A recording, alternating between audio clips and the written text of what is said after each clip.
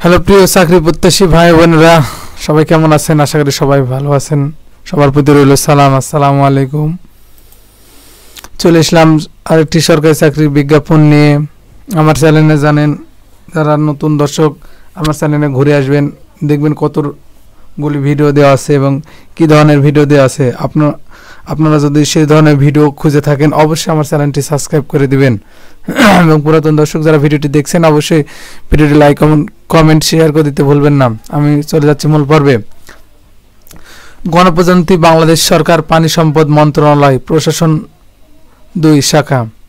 এই বিজ্ঞাপনটি প্রকাশিত হয়েছে 23 ভাদ্র 1430, 7 সেপ্টেম্বর 2023। নিয়োগ বিজ্ঞপ্তি। পানি সম্পদ মন্ত্রণালয়ের রাজস্ব খাতভুক্ত পদসমূহ অস্থায়ী ভিত্তিতে জনবল নিয়োগের জন্য নিম্ন পদের 500 বর্ণিত সত্ত্বে প্রকৃত বাংলাদেশের নাগরিক নিকট হইতে অনলাইনে দরখাস্ত আহ্বান করা যাচ্ছে। এখানে মূলত অনলাইনে আবেদন করতে হবে, অফলাইনে কোনো সুযোগ নেই। আমি এখানে কয়েকটি পদে রয়েছে, আমি এক একটি পদে আপনাদের জানিয়ে দেব। আশা করি ভিডিওটি শেষ পর্যন্ত দেখবেন। 1 নম্বর পদে রয়েছে কম্পিউটার অপারেটর, গ্রেড 13, বেতন স্কেল 11,000 থেকে 26,000 টাকা, পদ সংখ্যা 1টি, বয়স 18 থেকে 30 বছর।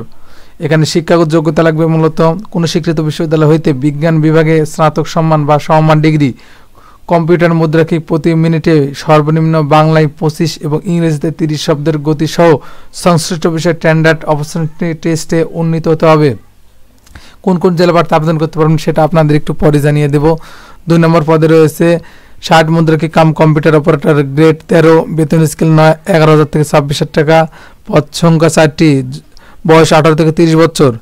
এখানে শিক্ষাগত যোগ্যতা লাগবে কোনো স্বীকৃত বিশ্ববিদ্যালয় হইতে স্নাতক বা সমমান ডিগ্রি। 60 লিপিকার সর্বনিম্ন গতি প্রতি মিনিটে ইংরেজিতে 70 শব্দ এবং বাংলাতে 45 শব্দ থাকতে হবে। কম্পিউটার মুদ্রাকে গতি প্রতি মিনিটে ইংরেজিতে 30 ও বাংলাদেশে 25 শব্দ থাকতে হবে।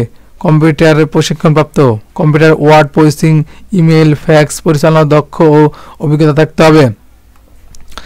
3 রয়েছে অফিস সহায়ক, গ্রেড 20, পদ সংখ্যা 8টি, যোগ্যতা কোন স্বীকৃত বোর্ড হইতে মাধ্যমিক স্কুল সার্টিফিকেট বা সমান পরীক্ষা উত্তীর্ণ বা এসএসসি পরীক্ষা সমান।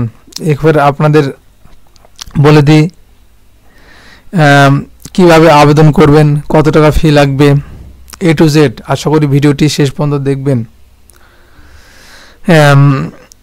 এখানে মূলত অনলাইনে আবেদন করতে হবে। অনলাইনে আবেদনপত্র পূরণ ও পরীক্ষার ফি জমাদানের শুরুর তারিখ 12/9/2023 সকাল 10 ঘটিকায় শুরু হবে। অনলাইনে আবেদনপত্র জমাদানের শেষ তারিখ 13/10/2023 বিকাল 5 ঘটিকায় শেষ হবে।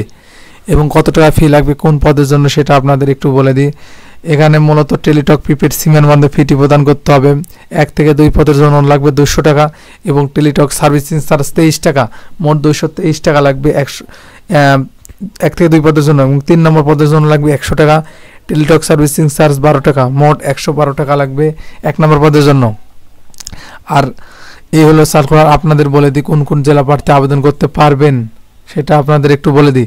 যে সকল জেলা প্রার্থী আবেদন করতে পারবেন 1 থেকে 2 পদের জন্য: ঢাকা, নরসিংদী, গাজীপুর, নারায়ণগঞ্জ, টাঙ্গাইল, মানিকগঞ্জ, মুন্সিগঞ্জ, রাজবাড়ী, গোপালগঞ্জ, শেরপুর, ময়মনসিংহ, জামালপুর, ফেনী, ব্রাহ্মণবাড়িয়া, রাঙামাটি, লক্ষ্মীপুর, চট্টগ্রাম, কক্সবাজার, খাগড়াছড়ি, বান্দরবান, পাবনা, বগুড়া, নাটোর, জয়পুরহাট, চাঁপাইনবাবগঞ্জ, পঞ্চগড়, দিনাজপুর, লালমনিরহাট, নীলফামারী, গাইবান্ধা, মেহেরপুর, নড়াইল, কুষ্টিয়া, মাগুরা, বাগেরহাট, ঝিনাইদহ, ঝালকাঠি, পটুয়াখালী, পিরোজপুর, বরগুনা, সিলেট, মৌলভীবাজার, হবিগঞ্জ, সুনামগঞ্জ জেলা প্রার্থী আবেদন করতে পারবেন 1 থেকে 2 পদের জন্য। এবং 3 নম্বর পদের জন্য যে সকল জেলা আবেদন করতে পারবেন: ঢাকা, ময়মনসিংহ, নরসিংদী, নারায়ণগঞ্জ, কিশোরগঞ্জ, রাজবাড়ী, ফরিদপুর, মুন্সিগঞ্জ, জামালপুর, নেত্রকোনা, কুমিল্লা, ফেনী, ব্রাহ্মণবাড়িয়া, রাঙামাটি, নোয়াখালী, কক্সবাজার, খাগড়াছড়ি, বান্দরবান, রাজশাহী, পাবনা, বগুড়া, নাটোর, চাঁপাইনবাবগঞ্জ, নওগাঁ, রংপুর, পঞ্চগড়, লালমনিরহাট, গাইবান্ধা, ঠাকুরগাঁও,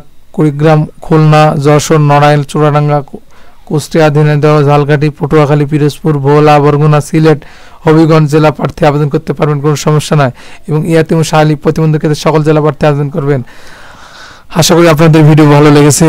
অবশ্যই আমাকে ভিডিও ভালো লাগার জন্য উৎসাহিত করবেন, যেন পরবর্তী ভিডিও আমি আপনাদের মধ্যে দিতে পারি। অবশ্যই সেজন্য ভিডিও একটি লাইক, কমেন্ট ও শেয়ার করে দিতে বলবেন না। ধন্যবাদ। আসসালামু আলাইকুম।